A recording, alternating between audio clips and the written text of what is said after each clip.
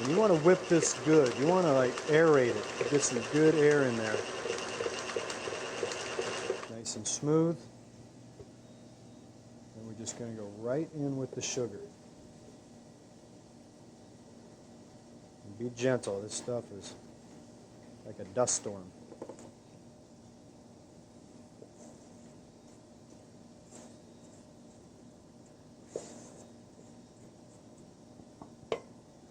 Now in the beginning, slow and easy.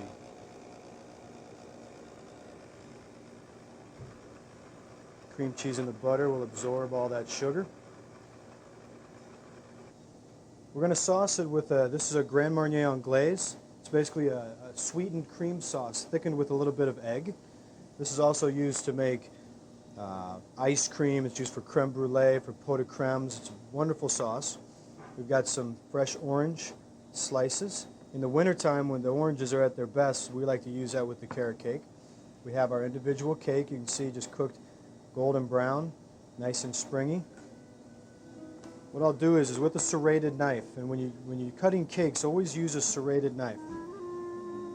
And just letting the knife do the work, I'll just slide right through the cake, and I'll fill the inside with the frosting. Lay the other piece on top. Just a nice pool of the Anglaise.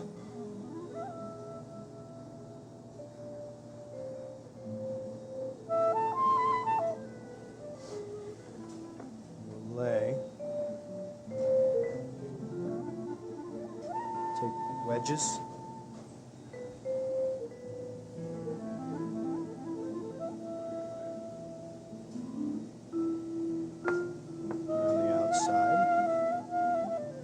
In the same direction.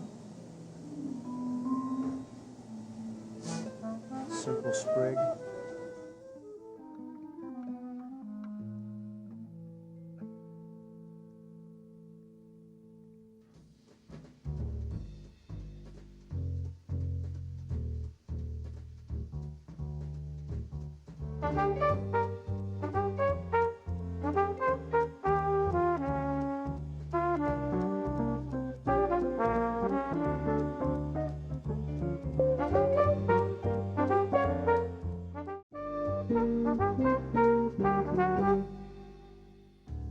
Welcome to Great Chefs, a culinary tour of the United States, featuring some of the country's finest chefs.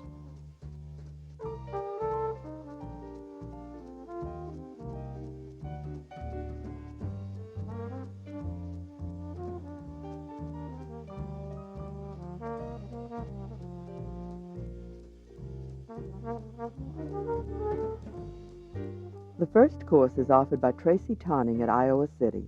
It's a hefty serving of potato pancakes and quenelles of salmon served with a crawfish-based Nantua sauce. Then Julian Serrano in Las Vegas presents a boned quail stuffed with foie gras, spinach, and diced veg, served with risotto and black truffles. Finally, dessert is done by Donna Norden in Tucson. It's an upscale version of bread pudding, flavored with hazelnuts, chocolate, and a surprise nugget of chocolate in the center.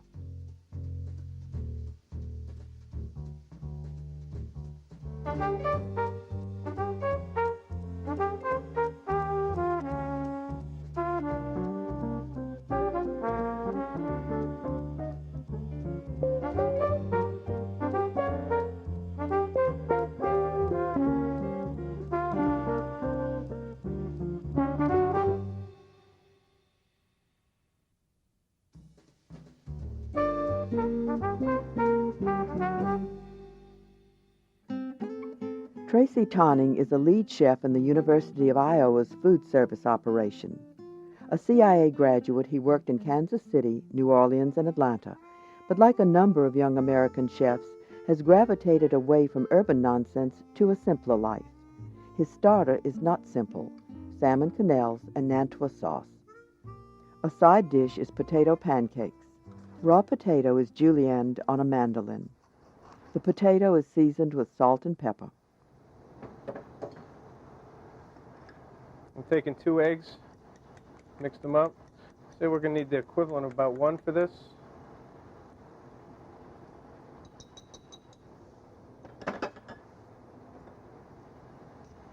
Mix your egg in there.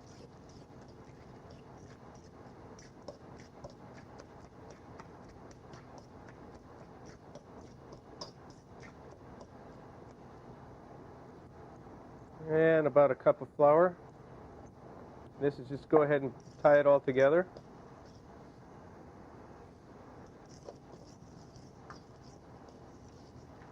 The pancakes are browned in olive oil.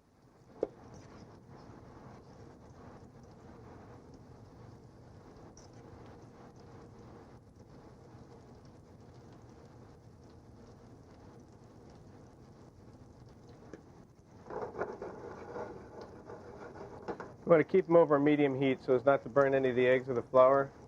And they'll crisp up real nice that way. You want to let them cook till they start to firm up. Check the bottom. Nice golden brown color.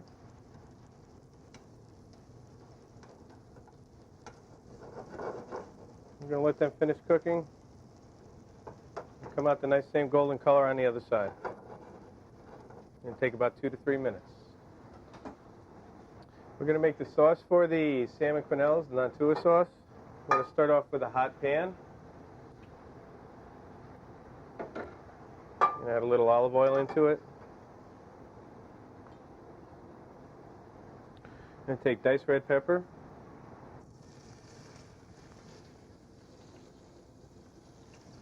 Onion.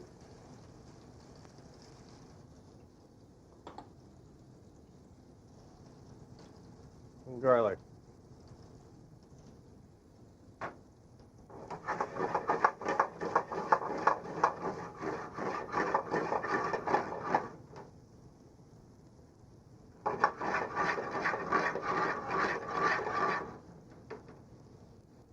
I'm going to take clean crawfish tails, add them right into the mix. You want to season them with salt,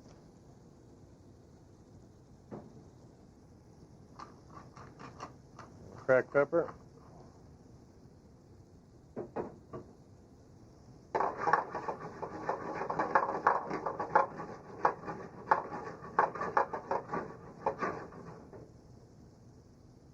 don't want it to burn. You're going to move it off the fire. Take a little brandy.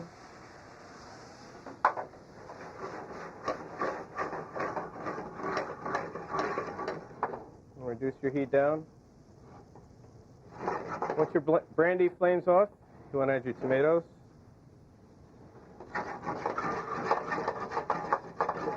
Cook them in.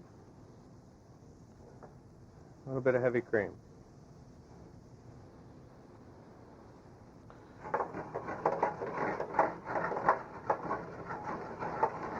And you're going to let this reduce down until it's tight, sauce consistency. Now we're going to make the salmon quenelles. First, what you want to do, I've taken the skin off of the salmon here. What you want to do is trim any of the excess pieces off. Take the belly fat down. Set those aside.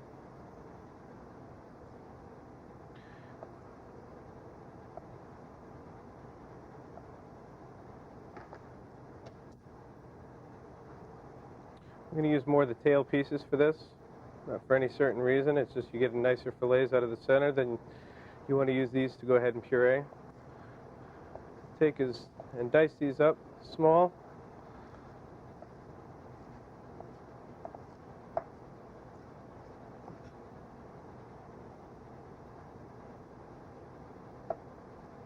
The salmon pieces are processed.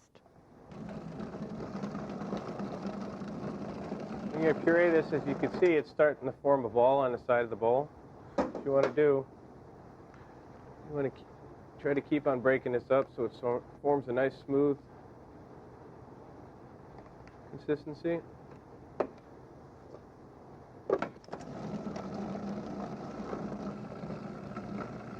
you want to do is you add your egg whites first. Add a little bit, about one at a time. Let that incorporate.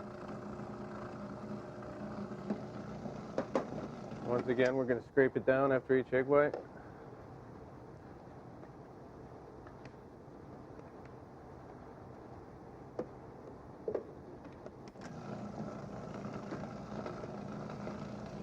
One more egg white.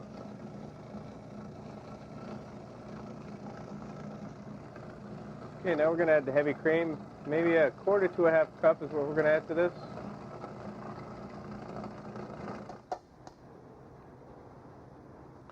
What you want to do from this point, we have boiling water on the stove here. I'm going to pull the water back off of the boil. You want to get your spoon wet and warm before you start with it. And you're just going to scoop a small quenelle such as that. You just drop it right into the water. And just use the side of the bowl to get that shape.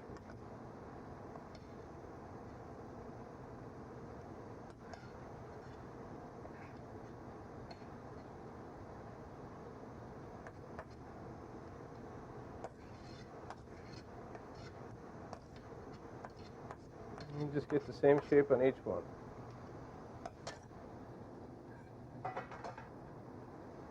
I'm going to take this, put it back on the fire, reduce your heat until they're solid in the center. It's going to take maybe about 5-6 minutes. This dish could be either a first or main course. Sure, sauce is hot here. I'm going to go ahead and have them all meet right up in the center here. This is a considerably streamlined version of the classic Nantua sauce, which calls for crushing the crawfish shells and incorporating into a compound butter.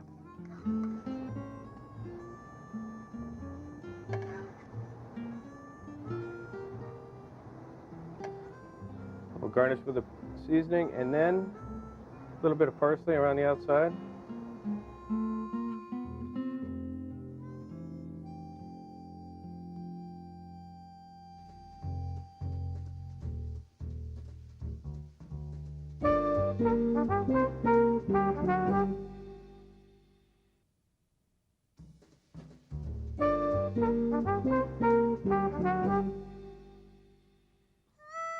Picasso Restaurant's executive chef is Julian Serrano.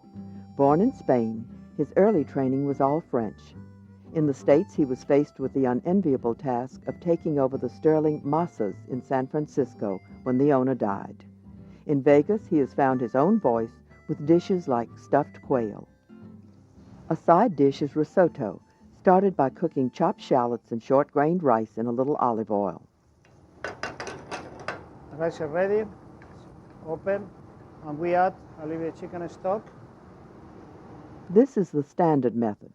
Stock is added and absorbed by the rice, then more stock is added, and so forth. A whole quail is boned. If your supermarket has quail, it's probably already partially boned.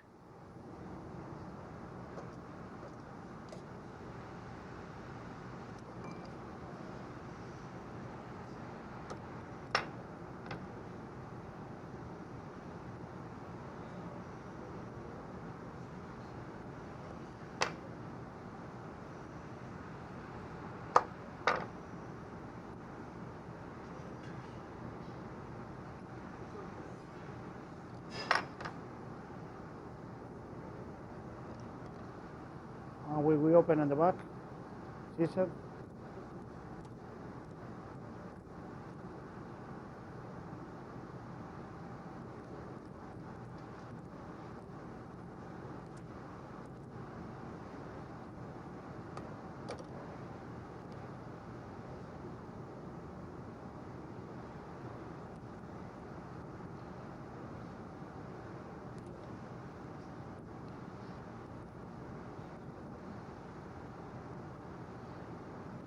See the bones, they are very tender, and yes, with a finger you can really clean it up very easy.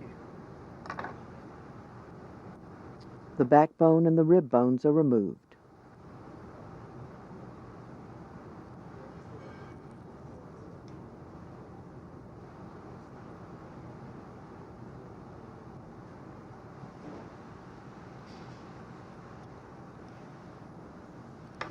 Okay. The quail is clean. The only bones that we have left is this one in the breast and this one in the leg. Everything is going. Pieces of foie gras start the stuffing. Put a little bit of butter. Fresh spinach will go in this pan. The foie gras, we really want to cook in just a little bit, give the color, because when we go to put in the foie gras, in the quail, they want to continue to cook it. When this one is done, we try to drain the fat.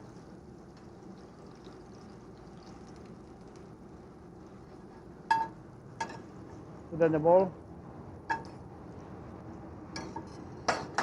The spinach is wilted quickly.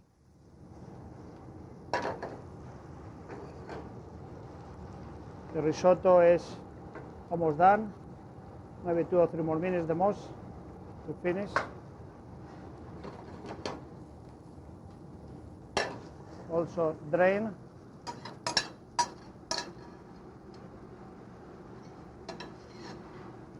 Put with the foie gras.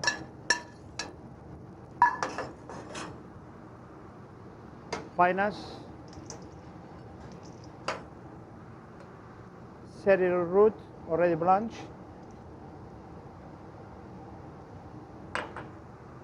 And carrots already blanched.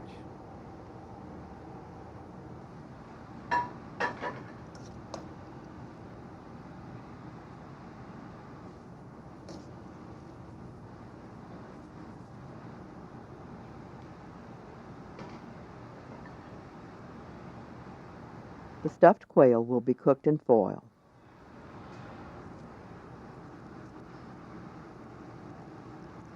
In the center. Note the breast section is left exposed.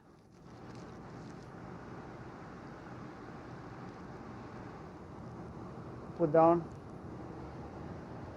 It goes breast down in the olive oil and is browned before going into a 350-degree oven. We're cooking in the pan for enough time to get the nice golden color in the center and each side, and we'll finish in the oven for about 10 more minutes. The risotto is finished. The only thing you have to do it is the butter. Butter.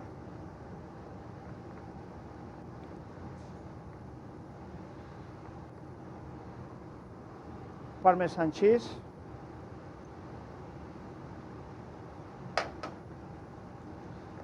Melting everything together.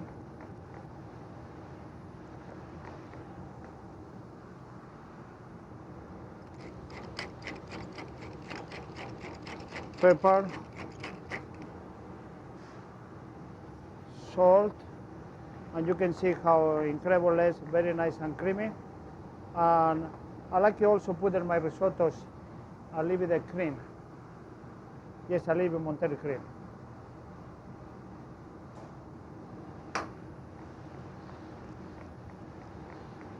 Sliced truffle completes the risotto.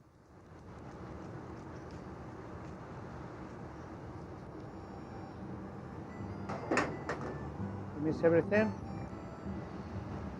We put a little of the risotto in the center of the plate. It smells beautiful. The truffles with the get warm. Smell is gorgeous.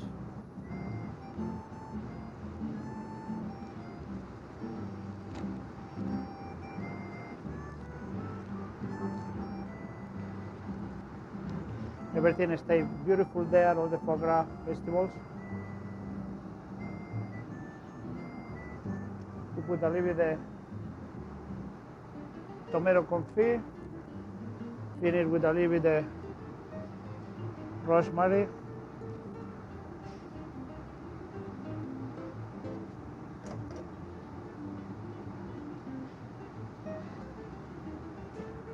Reduced quail juice.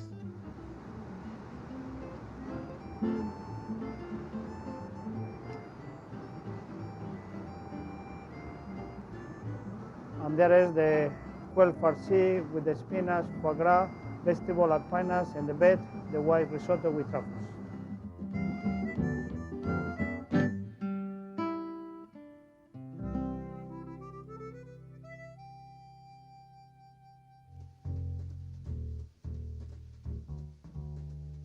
In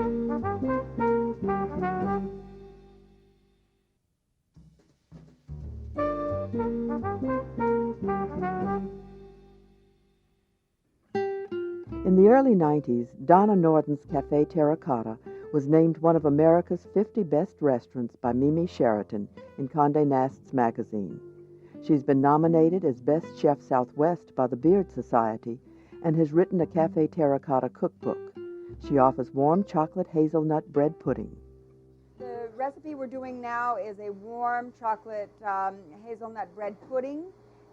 Bread pudding in the form of smooth rather than chunky, and more like a little souffle.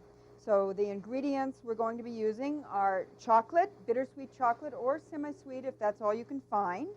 We have some bread here, slightly shaved crusts. This happens to be a little bit of an egg roll or brioche type of bread that is soft, so you don't have to trim any hard crusts off of it. You can use a white bread, or you can use almost any type of bread you want. We have some butter. We have some butter that will be mixed with powdered sugar, and then some egg yolks. We have a little vanilla and some toasted, coarsely ground hazelnuts. The pieces of brioche are soaked in milk. The sugar and butter are creamed and egg yolks are added.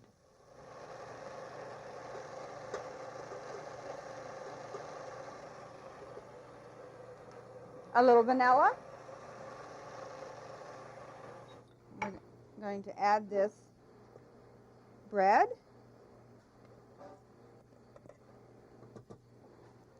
Okay. Mix that in. Breadcrumbs are added. Gives it a little more body. After the base batter is incorporated, melted chocolate is added. There we go. Almost there. Mix that. Along with the hazelnuts at kind of a low speed, just to mix them. Egg whites are beaten with sugar. And we'll take some of this, just a little bit of this, stir it into the base. This is something I do with all my cake bases so that it lightens them up just a hair for the folding process. So that you're actually bringing the bottom up over the top.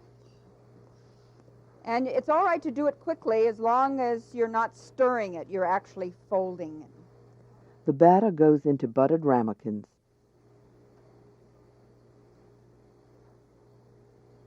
They will souffle a little bit, but not an awful lot.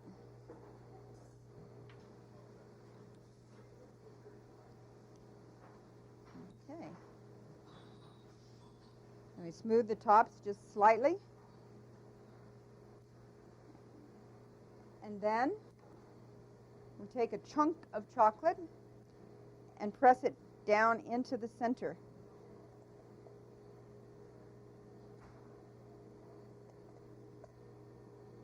This is the surprise. And go ahead and use your little spatula to cover it back up. And then this cooks in a bath of water, bain-marie. So you want to fill it about halfway up with water.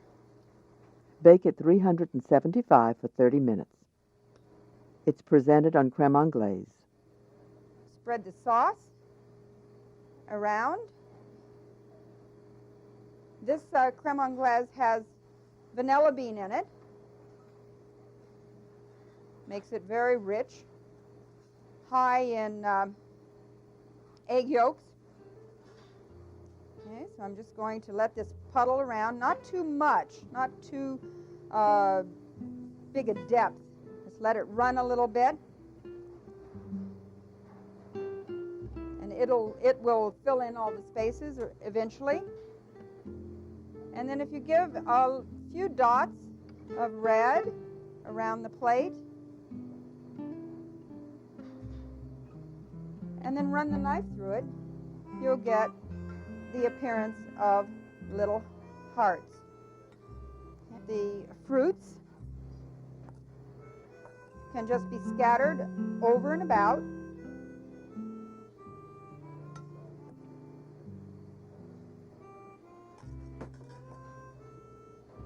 A Tweel cookie finishes presentation.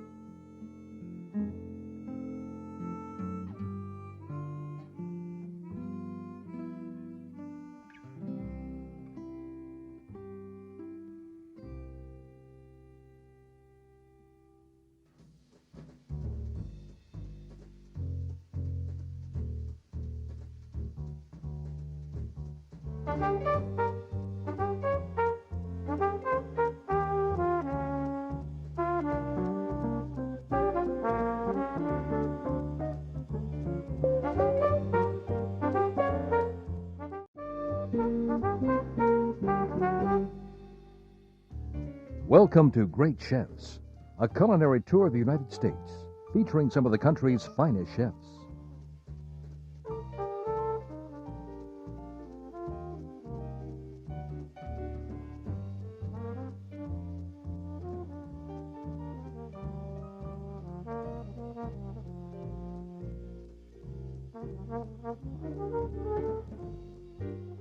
Daniel Scardato serves the first course salad from Tucson. It's a simple reflection of his Italian roots, arugula dressed with olive oil and balsamic vinegar with prosciutto. Then from Aventura, Florida, Todd Weiss presents filet of roasted wild striped bass atop mashed potatoes that contain pieces of lobster, sliced scallions, and creme fraiche. Thaddeus Dubois serves dessert in Biloxi, Mississippi. Beneath the meringue top are banana pieces, ganache, and pastry cream, set in a small phyllo cup.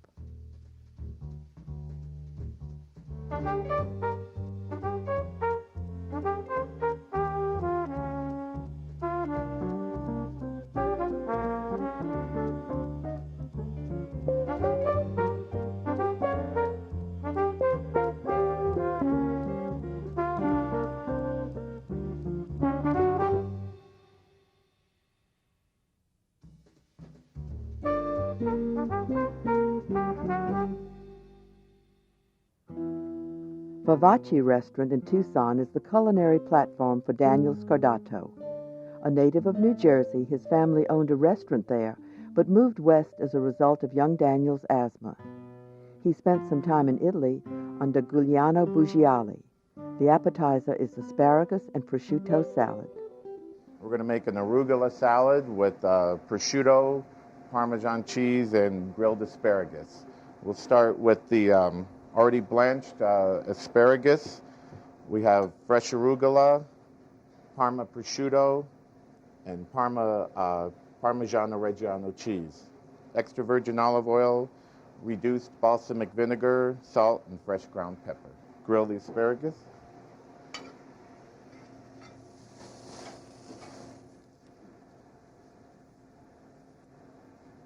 Lay the arugula on the plate.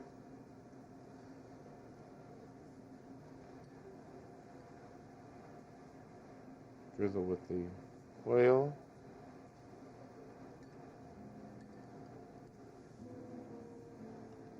Vinegar.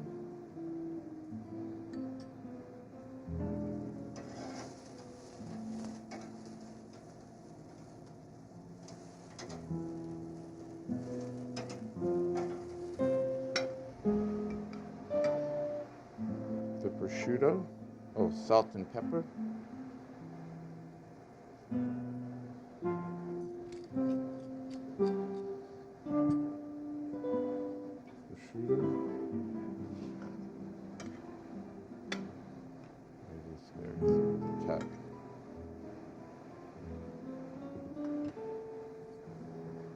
And then top with the Parmesan cheese.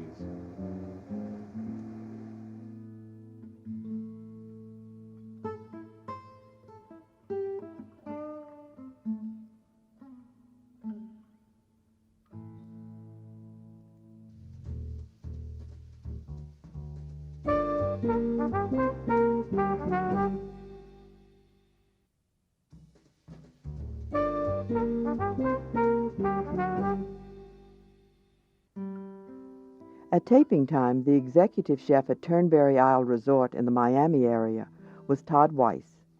His career included work in New York City, Aspen, and Ernie's in San Francisco. He cooked in several spas in Florida and Vermont. From the five-star Veranda restaurant, here is wild striped sea bass. Executive sous chef Todd Lowe does the honors of butchering the fish.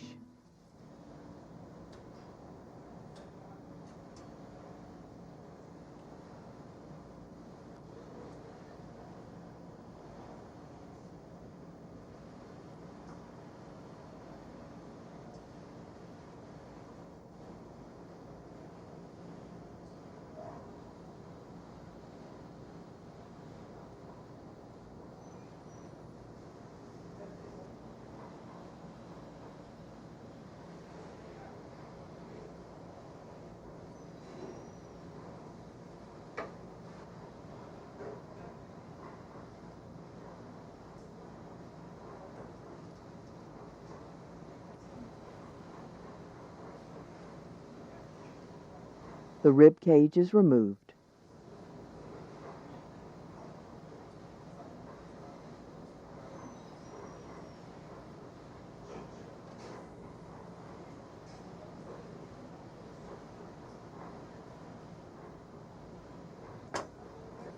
He's the master fish man. Okay, next we're going to make the tomato basil coulis. We'll start with some shallots.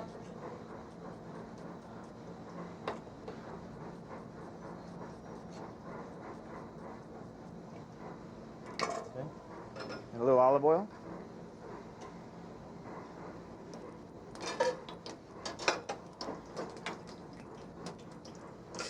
Shallots, a touch of garlic,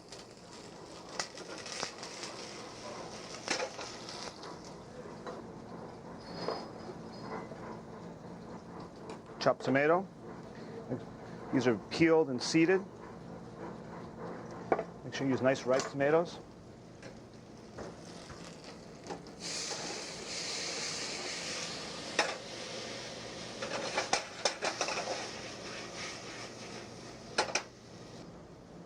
Okay, and add a little chicken broth.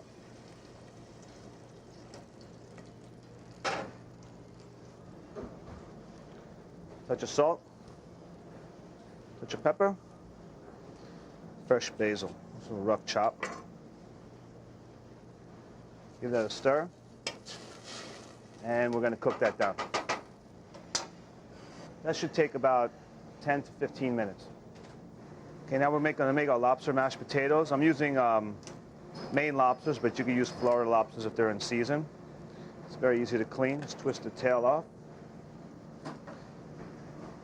And to take the meat out of the shell, just kind of press down and then peel back the shell. Comes out very nice and easy. Okay.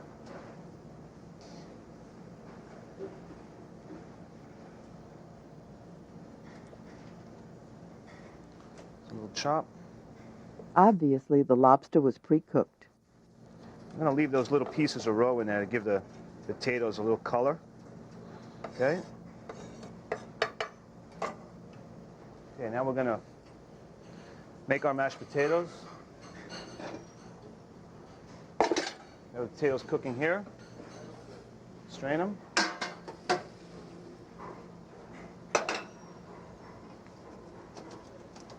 Dry them out a little bit. Okay. Then we're going to put in a food mill or a ricer.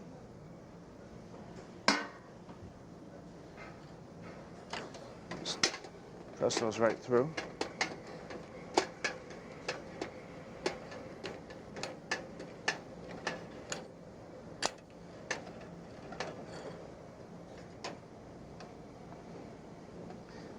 Using this machine to give a nice smooth texture to the potatoes. If you don't have one, you can just put it in a in your KitchenAid and use a paddle mixer with that.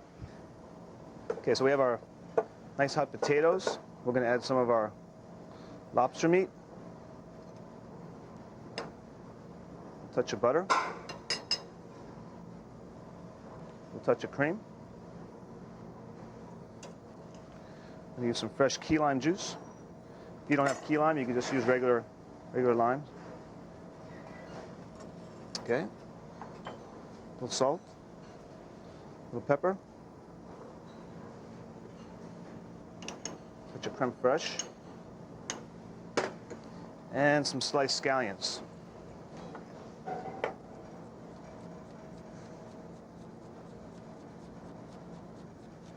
Give it some color. Okay. Just going to mix all that around.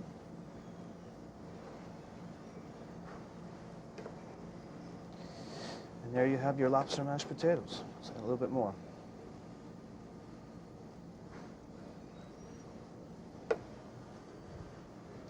Okay, so now we're gonna saute our fish in our pan. Put a little olive oil.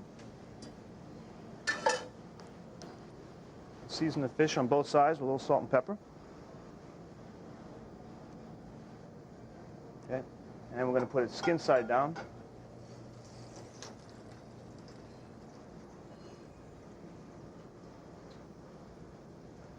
Okay, if it starts to curl up a little bit, you just press it down. But this method of cooking fish with the crispy skin, the idea is to cook it on the skin side the entire time. We're never going to flip it. Once that skin starts to crisp up, we're going to pop the pan in the oven, and it should take about 5 or 6 minutes to finish cooking.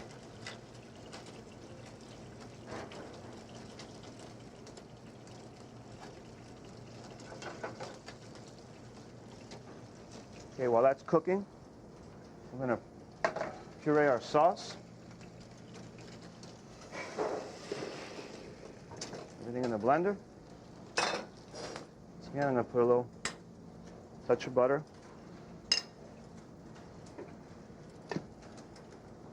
And blend that smooth.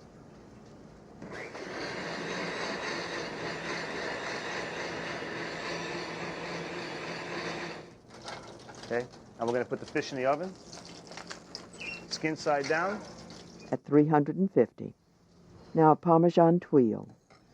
All right, now we have our fish in the oven, we have our sauce finished, we have our mashed potatoes ready. Now we're going to make what I call is a Parmesan Siffan. I'm going to take grated Reggiano Parmesan cheese, always buy the best quality, and we're just going to spread it out on one of these non-stick pads. Just spread it out nice and even. You want to have little holes because when this cooks up, you're going to be able to see through it. A couple. Okay, all that is cheese. Now we're just going to spray it with some water, a fine mist of water. And we're going to pop those into a 325-degree oven for about 4 to 5 minutes, just so they get kind of brown around the edges, and then we're going to take them up. There you go. I'm going to lay it on here, just give it a little curved color, curved shape.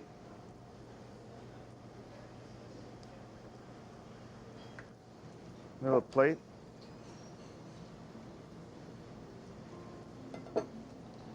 Lobster mashed potatoes.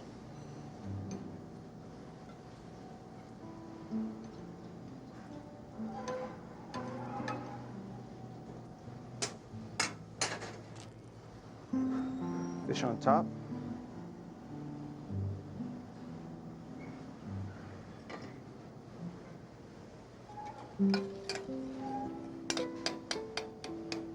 Sauce.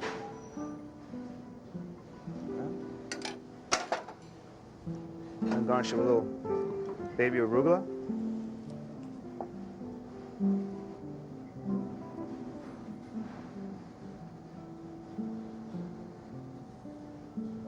A few leaves around. I just toss the leaves in a little olive oil, a little salt and pepper.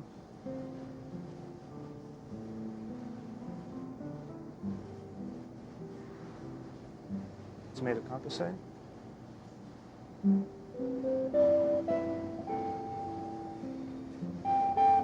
And we're going to take our Parmesan Siffan, right in the potatoes, and garnish that with a single chive. There. That's that's our crispy skin wild striped bass with lobster mashed potatoes and tomato basil coulis.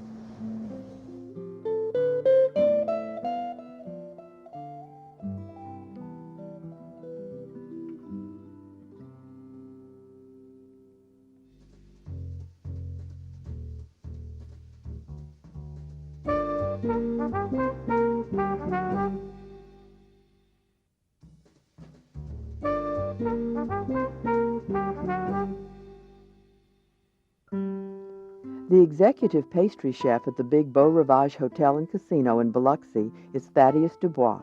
He supervises 25 full-time employees, including 2 assistant pastry chefs and 18 bakers. The 1,800-room property contains 8 restaurants. No doubt they offer this, banana and chocolate tart.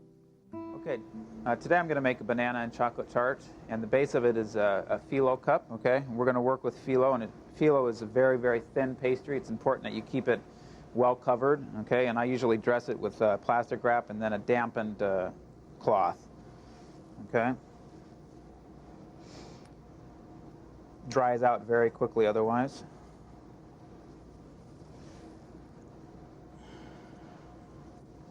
I think that's good.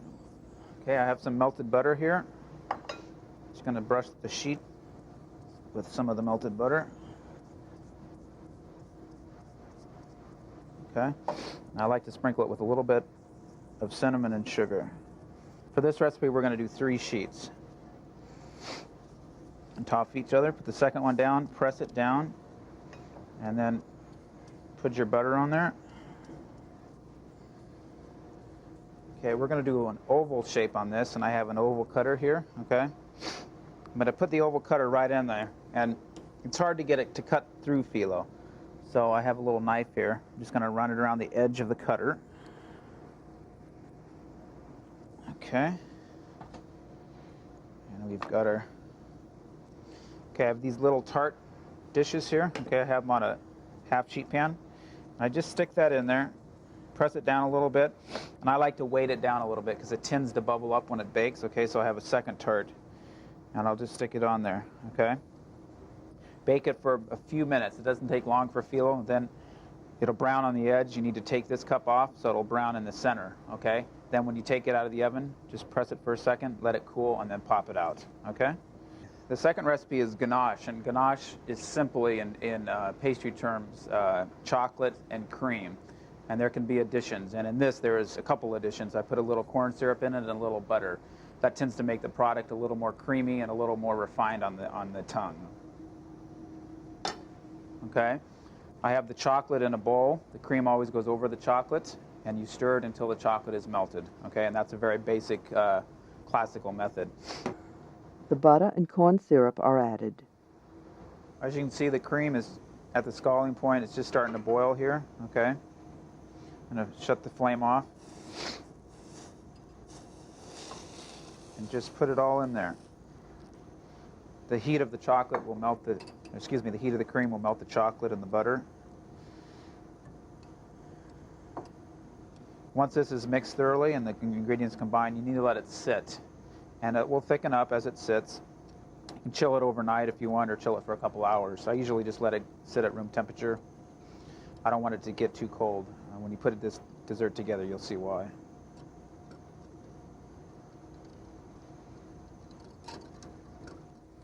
Okay, for the meringue, I'm going to make a Swiss meringue, and there's 3 types of meringue. I'm just going to go over this one. And meringues are always 1 part egg whites and 2 parts sugar. And it doesn't matter which meringue you're making, so the ingredients are easy to remember. A Swiss meringue, you put the 2 items together, and you heat them over a hot water bath.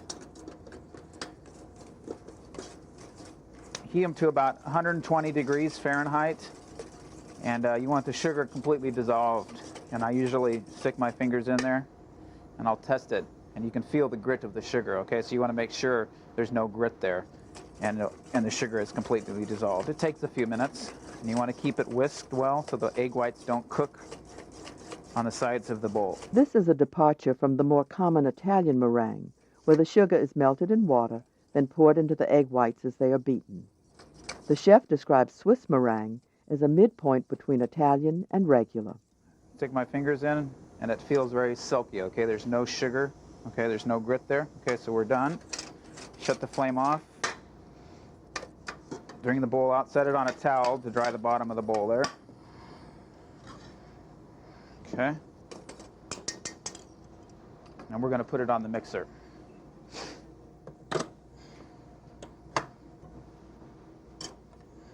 It's going to take a good 5 minutes or so to beat up, okay? Do it on high speed. The sauce is orange caramel with Grand Marnier. I'm going to shut the flame off this, and I always do it off the stove, okay? Dangerous. Maybe you can see that better there. Okay, I always use a wooden spoon. Be careful of the evaporation there, condensation, okay? The orange juice was warmed before adding. If you're doing a small amount of sauce, this size of pan is fine. If you're making a lot, you really need to use a bigger pan or it's going to boil over. Okay, and then the final touch of this sauce is the Grand Marnier. It's very, very hot. It needs to cool down for probably about an hour before you can put it on the plate. All right, for presentation, I have the phyllo cup here. I'm going to pipe some of the ganache into it.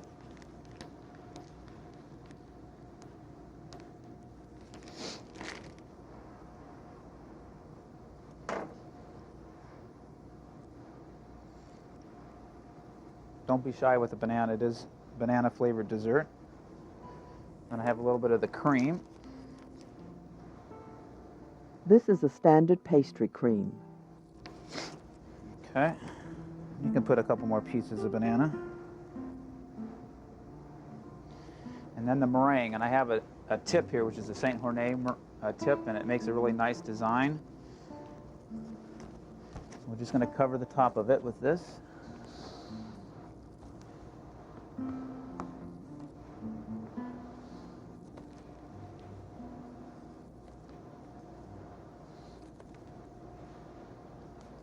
I'm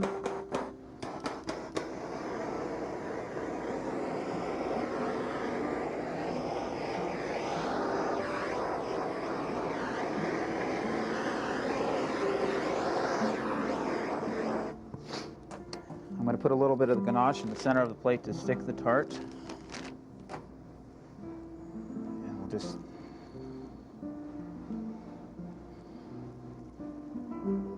Diced orange was added to the sauce. We're just going to spoon that around the plate.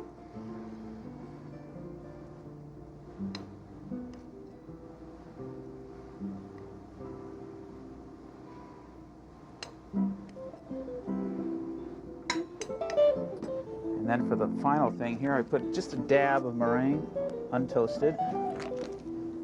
And I have this little sugar cage that I did. I'm just going to stick that on there. And I have some fresh raspberries.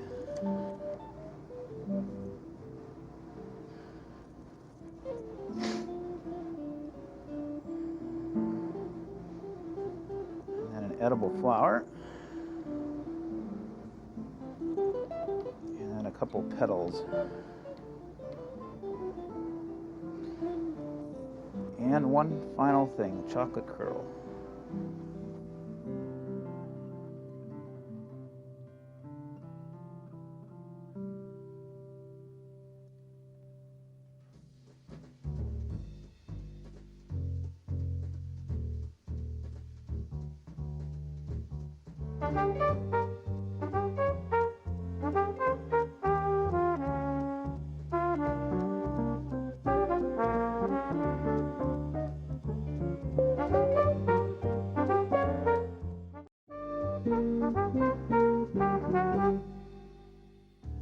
Welcome to Great Chefs, a culinary tour of the United States, featuring some of the country's finest chefs.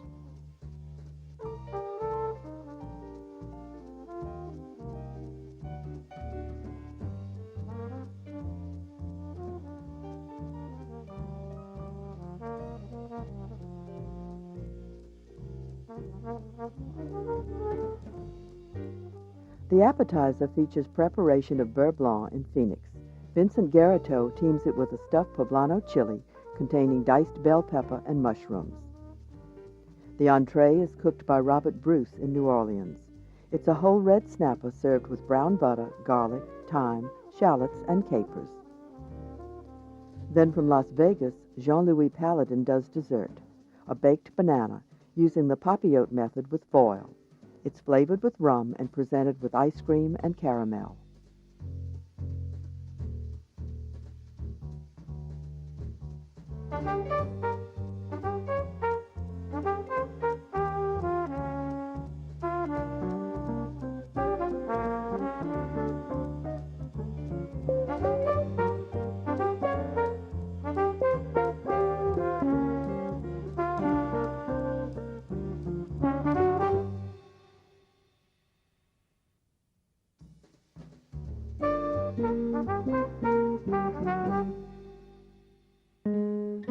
Vincent Garito's restaurant has been cited continuously as most popular and best in the area by Zagat, 4 stars by the Mobile Travel Guide, and the chef-owner was awarded Best Chef Southwest by the James Beard Society. He melds French training with local product, to wit, stuffed poblano chili. For the chilies, the stuffed chili, we're going to need some poblano chilies or California chilies, ham chilies. They work both wonderfully. We have some mushrooms, wild mushrooms here. We have some chanterelles and some yellow foot. Shiitakes, portobellos would work also. We need some bell peppers, yellow, red, and green bell peppers. We need to roast the poblano or the California chili, the ham chili. So what we're going to do on a very hot pan, we're going to put some to roast here.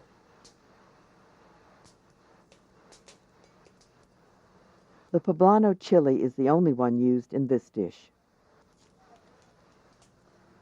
If you want to go a little faster, you can use a blowtorch.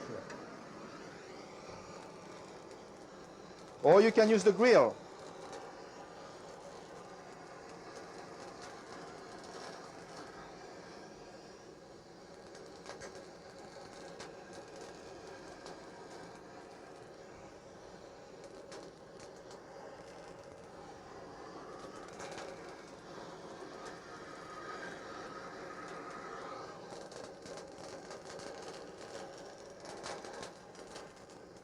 The next step is going to have to be to put those peppers in a bag, in a plastic bag, in a pepper bag, so they can sweat a little bit, and it's easier to peel the outside layer. So we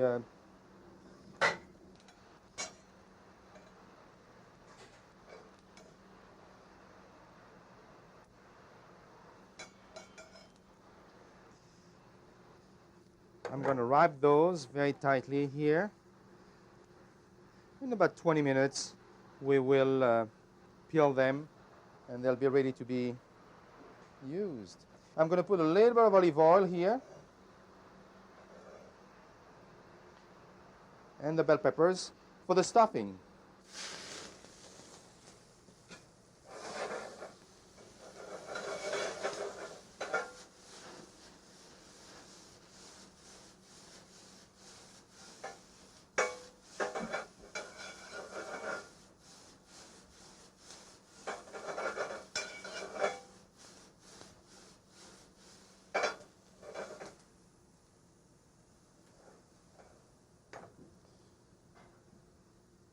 For the mushrooms, the best way, some of them need to be a little washed, like the chanterelles, for example, has a little bit of dirt. So the best way is, if you have to wash them in a little bath of water, do it very quickly. Don't leave them too long in the water. Or you can also, with a towel, you can just wipe them a little bit like this. And but don't leave them too long in the water. They're going to otherwise absorb too much. And you're going to have to cook them a little longer to get rid of the moisture here. So what we're going to do here,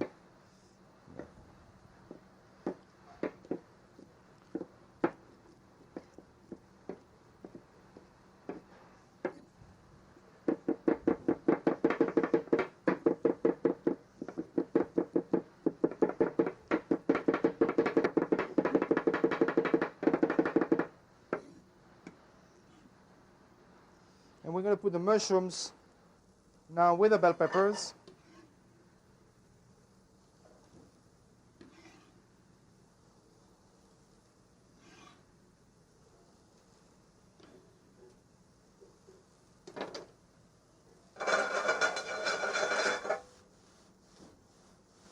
The poblano chili is removed from the plastic wrap and skinned.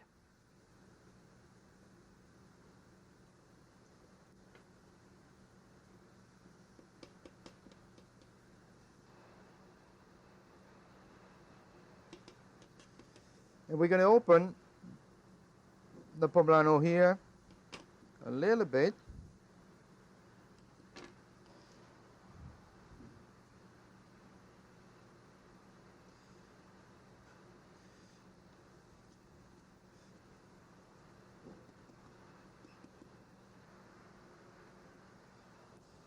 The stuffing is ready. If you want, we can also, a little variation, you can leave the olive oil the way it was, cooked with olive oil, but we also can put a dash of cream here, just to bind it a little more.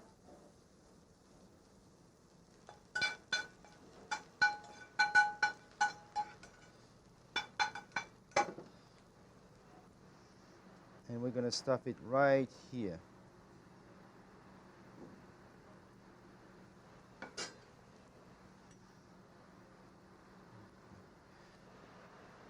So we're going to put some shallots right here.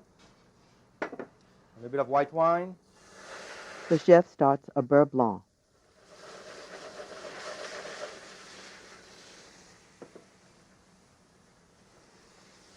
A little bit of vinegar.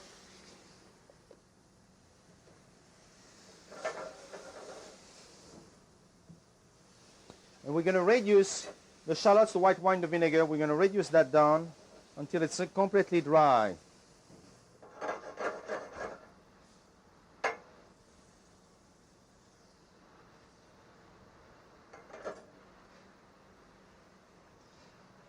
Now we're going to put a little dash of cream here.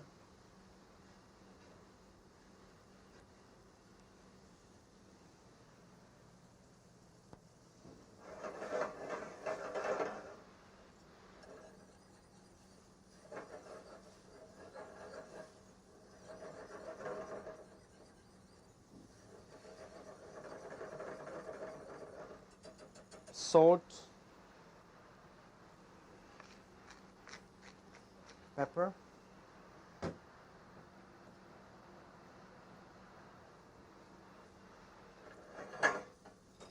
and we're going to add little chunks of butter.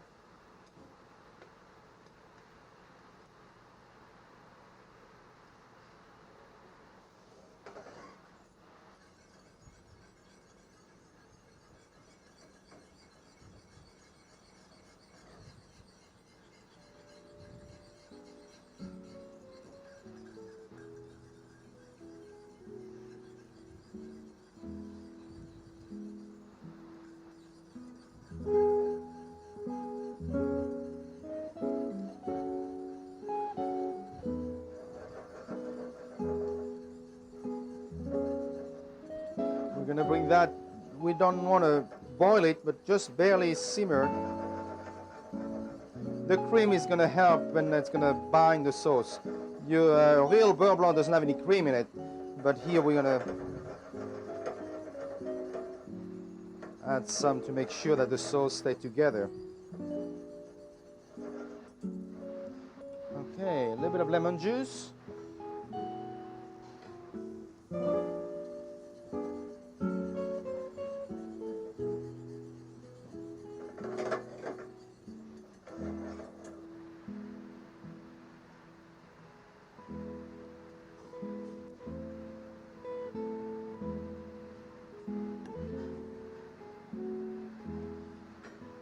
Voilà, bon appétit!